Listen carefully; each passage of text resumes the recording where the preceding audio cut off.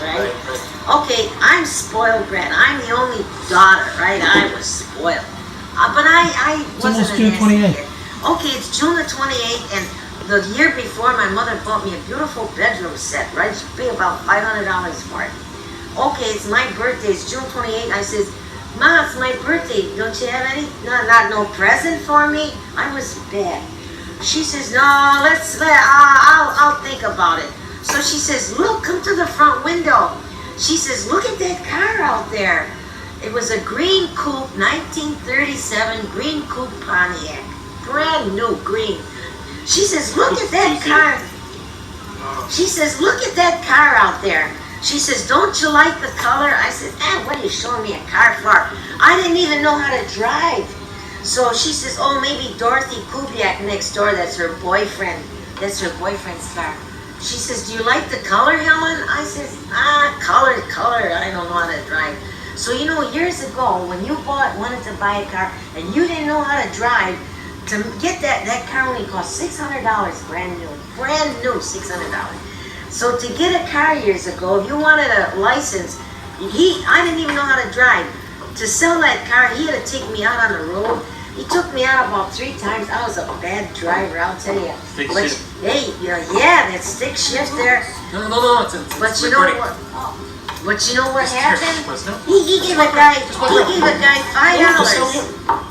Hey, he gave a guy $5, so I got my license, right? Yeah, he paid the guy off. So I had a friend, his name was Ziggy, and he says, how come you got your license and I'm a boy and I don't get my license? But this guy wanted, Westcott was his name, Carl Westcott. He's selling Pontiacs on the corner of Randolph and Walden. So, you know, to make that deal, I had to get a license. More about the earthquake? So then, you know what happened is my mother said, happy birthday, Helen, that's your car. I says, oh, I nearly fainted. I says, Ma, I don't even know how to drive.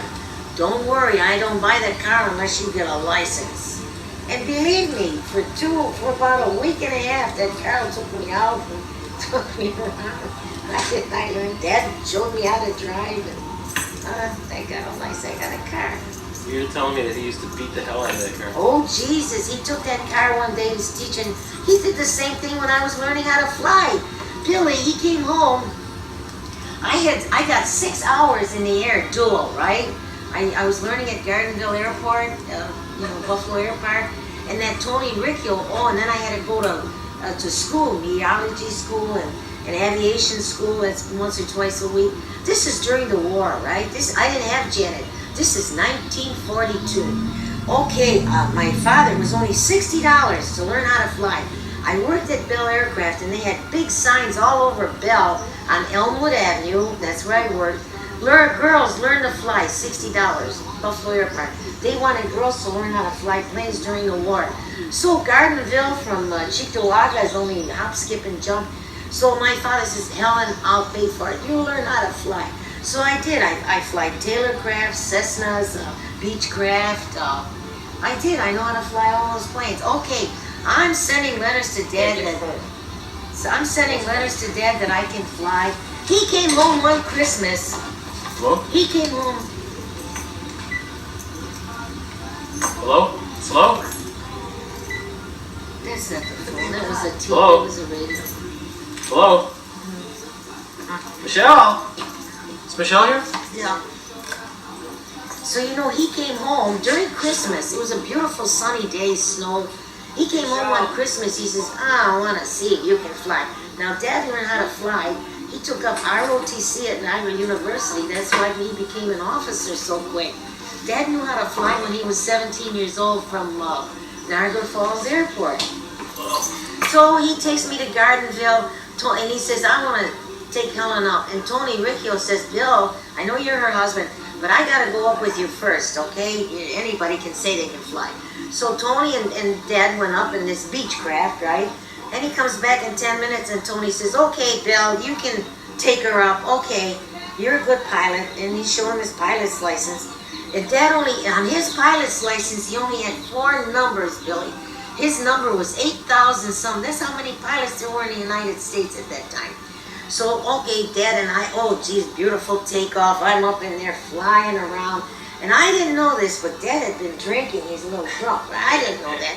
So, you know, you don't take acrobatics at the last hour, how to pull a plane out of a spin, how to go upside down, how to go sideways. First, you have to learn the hold the plane, right? You take acrobatics the last hour after you feel the plane. Well, I hadn't taken acrobatics.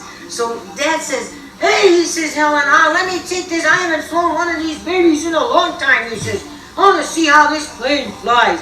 So I said, okay, Bill, I didn't know he's drunk. Let me tell you what he did. We're about, maybe about 800, 1,000 feet in the air, and he's going upside down. He's going sideways. He's going, and you know, I just got through eating. You know what I did? I puked all over that plane. I puked all over the meter, the gauges. I puked terrible all over my. There's rice bread in that shell. You know, and then he says to me, where's the airport? I puked all over the window. Then Dad says to me, okay, where's the airport, Helen? And I'm going like this. Oh, there's the red top of the red barn. Oh, there's the railroad track. Oh, there's that creek. And Bill says, you son of a bitch, you ain't never gonna fly again. He landed that plane, right? He got out.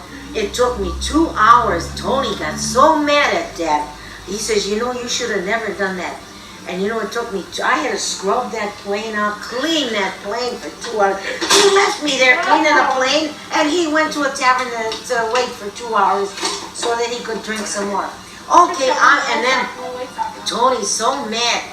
And then I get in the car and we're going back home, right? That was when I And Dad Dad says, said that's specials. it. It's You're about done. 3 years You're not old. I had playing about no more. 3 years, so I But don't you know know how what? safe There's a method to this madness. Is it open? First of all, they used to call them 4Fs during the war.